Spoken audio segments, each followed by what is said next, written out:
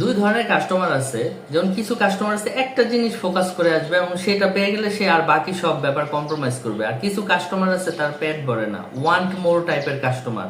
সে সব কিছুই নিতে চাবে, সব দিক থেকে জিততে চাবে। সে আপনি একটা কার সেলসম্যান, একটা কারের শোরুমে আপনি সেলসম্যানের চাকরি করেন, আপনি একটা ক্লায়েন্ট আসলো, সে বারবার সে ইঞ্জিনের ব্যাপারে ফোকাস করতেছে, মানে ইঞ্জিনের কন্ডিশন ভালো হলে সে আর বাকিগুলোর দিকে ওইভাবে তাকাবে না।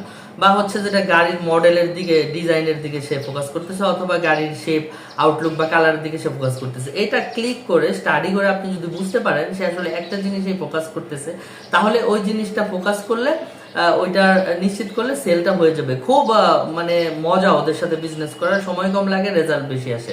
কিন্তু কিছু কাস্টমার আছে ওয়ান্ট মোর টাইপের কাস্টমার, মানে তারা হচ্ছে যেটা যে গাড়ির ইঞ্জিনও দেখবে, কালারও দেখবে, মডেল দেখবে, সাস্টেনেবিলিটি কতটুকু, চাক্কা ঠিক আছে কিনা, সে আফটার সেল সার্ভিস পাবে কিনা, টেকনিক্যাল পাবে কিনা।